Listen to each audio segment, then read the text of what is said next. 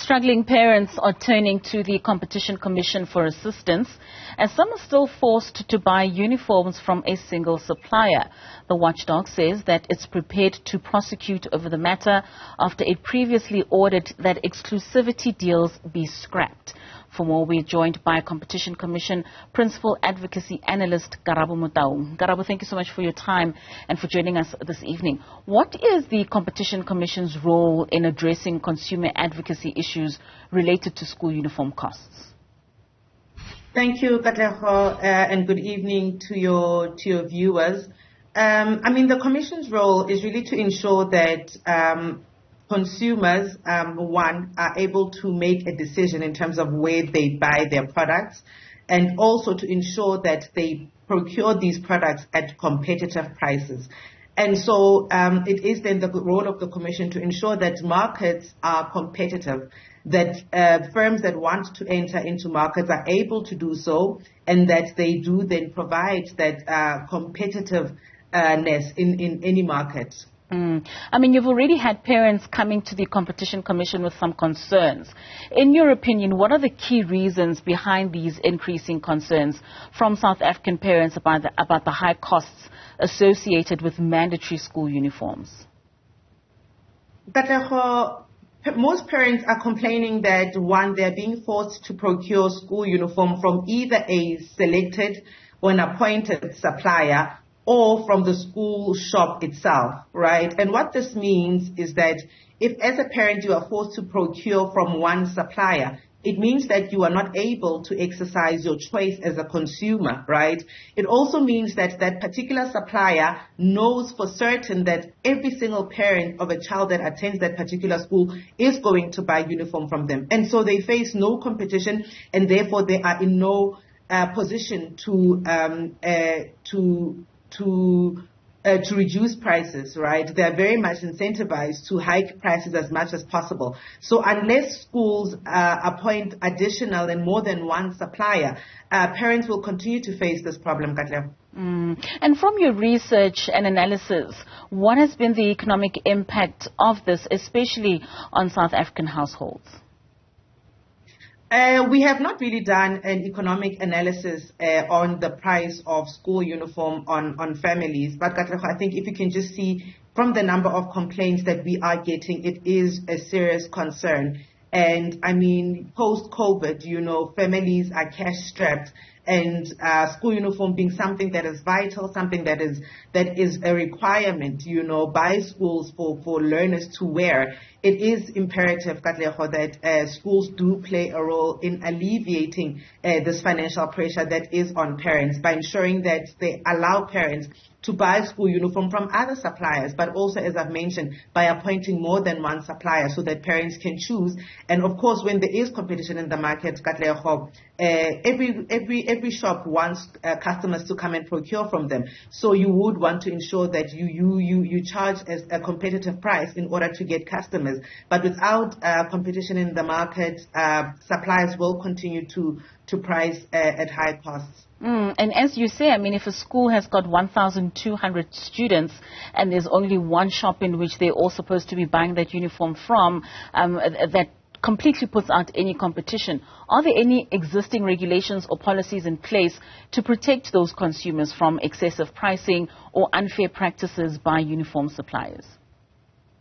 Indeed, Katleho, the Competition Act is there, right? And to eliminate and to remove any barriers to entry into any market. Exclusive agreements themselves form a barrier because they prevent new companies from coming into the market, right? And so that is a contravention of the Competition Act. And so if consumers and parents still find that they're being forced to procure school uniform from a particular supplier, they can come to the Competition Commission and report a complaint. Karabo, we spoke earlier on about how the suppliers of uniform really need to adhere to the Competition Act with regards to how they price.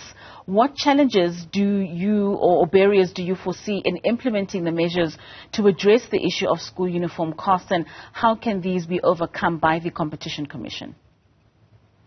I think one of the challenges we are facing, Katleho, is from a dominance perspective, right? So the Competition Act defines what a dominant company is, right? And so one of the challenges that we are having with regards to prosecuting certain suppliers is that they are not dominant in as far as the Competition Act, insofar as the Competition Act prescribes. However, with regards to schools, schools are responsible for appointing suppliers. It is their policy, and so it is their responsibility to ensure that their procurement policies are as pro-competitive as possible.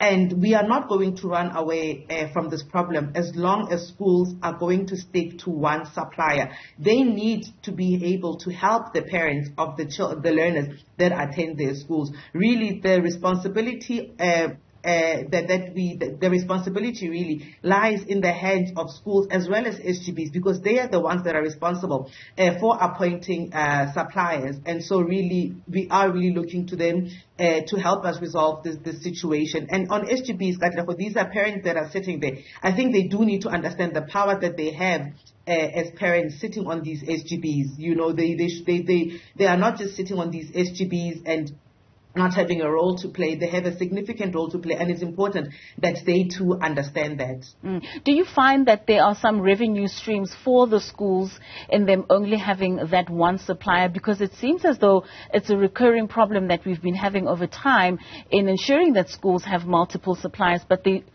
almost all the time choose just to have that one supplier. Is there an added benefit directly to the schools that they act in this way?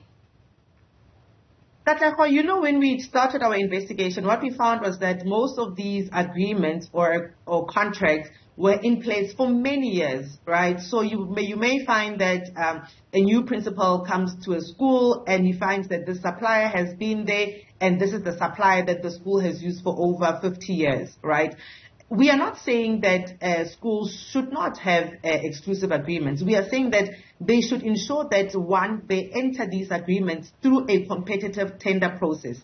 They should enable everyone in the market that is interested and available to supply the school to come and bid for that tender. And that tender should not be longer, or the contract should not be longer than a period of 5 years. Every 5 years, these contracts need to be reviewed, and that is how we will be able to open up the market.